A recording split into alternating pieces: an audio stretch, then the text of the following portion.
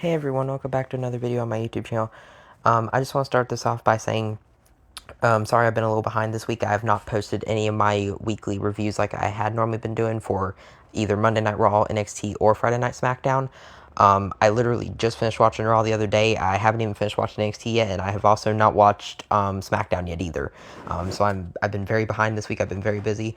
But I did watch Money in the Bank last week, or last night, sorry, and I did want to talk about that. So let's get into this real quick. Both the men's and women's Money in the Bank ladder matches had some really cool spots in it. I actually think I enjoyed the men's match slightly better, which I was not expecting, but the women's one kind of carried too. Sammy Bakker had a really cool spot where she did her Devil's Kiss maneuver on Roxanne Perez on top of a wedged ladder. It was really cool. And a lot of people, I think, like how you see Naomi in this picture here, I think a lot of people, for a lot of you, Naomi was like the number one choice to win the whole women's Money in the Bank ladder match. For me, I was going back and forth between Naomi and Roxanne Perez, but I could honestly get behind a Naomi women's Money in the Bank win. And we were right. Naomi did win the women's Money in the Bank briefcase. So now it makes you wonder, will she cash on Tony Stratton? Will she be successful? Will she be the first failed cash in? I wonder. Plus, you got to think about the upcoming King and Queen of the Ring tournament that'll be taking place at Night of Champions in 3 weeks from now. So that's also another factor that will come into play. But we can talk about that a little more later. And then we had a match that was apparently announced at Worlds Collide, which I had no idea about because, again, I did not watch that show either. But Dominic Mysterio actually defended his Intercontinental Championship against a wrestler from AAA named Octagon Jr., who I've never heard of before. And that guy was actually pretty good in ring. Like he's a luchador, so obviously he's going to do some really cool stuff. But of course, Dirty Dominic gets the win. Yeah, pretty self-explanatory, I must say. And then we had the Women's Intercontinental Championship online between the current champion, Lyra Valkyria, and the challenger, Becky Lynch. And a lot of people was like, okay, well, this is their, technically their second match in the trilogy so far, in their main roster trilogy. Third match overall, though, so it's like kind of third time's a charm type of situation for Becky Lynch.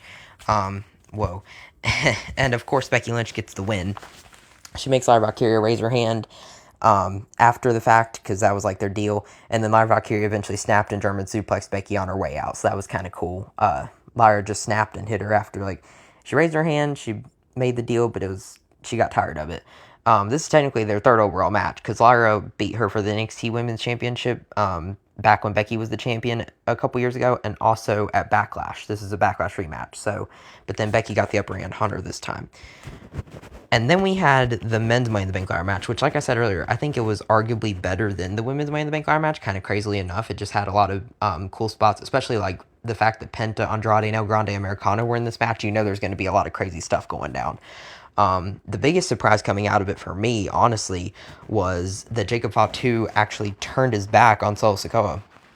So Braun Breaker and Bronson Reed came out to help Seth Rollins try to win the match at one point when Rollins was down.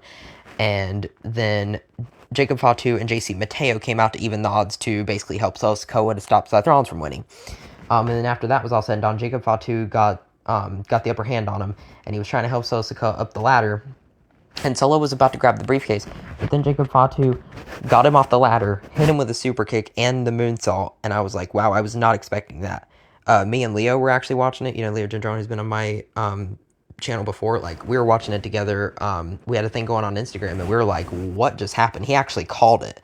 I did not see this coming, though, and I was very shocked coming out of it. And even though Jacob Fatu and Solo Sikoa had their thing going on, Seth Rollins still sadly came out with the W. I know a lot of people were rooting for LA Knight to win, including myself.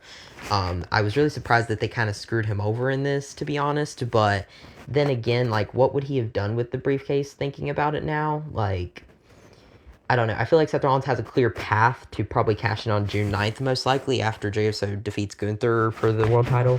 I feel like Rollins is either going to cash in on Monday or who even knows? By SummerSlam, I feel like. I think Seth Rollins will be the World Heavyweight Champion going into SummerSlam. That is my early prediction right now. Now that he is currently holding the briefcase for the second time, I think he's going to cash in as early as June 9th on Monday Night Raw. But we'll see how that progresses, and we'll come back to it later. And then we had the main event time. It was the tag match between the team of John Cena and Logan Paul taking on former tag team champions Jey Uso and Cody Rhodes.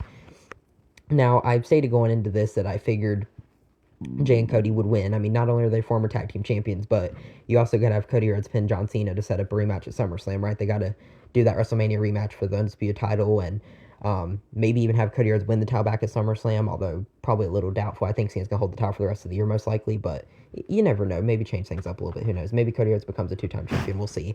So this match was actually pretty good. I think it was way better than last year's tag match for sure because this Money in the Bank excelled in almost every category, I feel like.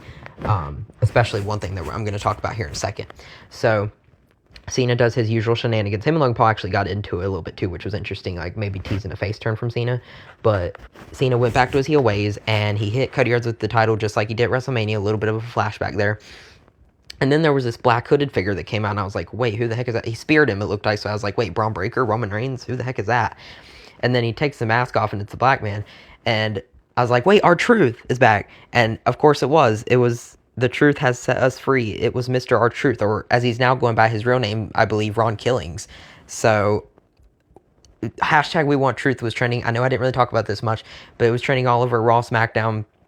And now it finally happened at Money in the Bank, where R-Truth returned and he like speared Cena, took him down, hit him with the championship belt, and then it set up Cody Rhodes to hit the crossroads on John Cena and get the win for his team. So that was awesome. Hashtag We Want Truth, and WWE answered our prayers, and now we can all say hashtag We Got Truth back. So or hashtag The Truth Has Set Us Free. That's probably what I'm going to type in the comments. But yeah, I'm curious to actually hear your thoughts in the comments. Speaking of that down below, let me know what your thoughts are on Naomi and Seth Rollins winning Money in the Bank. I know there's some controversial stuff out there about like LA Knight should have won over Seth and Seth didn't deserve it. Honestly, Seth Rollins is a workhorse. I feel like I'm not mad at him winning it because I feel like he deserves it in every right. This new heel faction that I've been interested in him having with, the partnership with Braun Breaker, Bronson Reed, and Paul Heyman, obviously. So I'm really excited to see what Seth does with that contract. I think he's going to have a very successful cash and have a very successful run.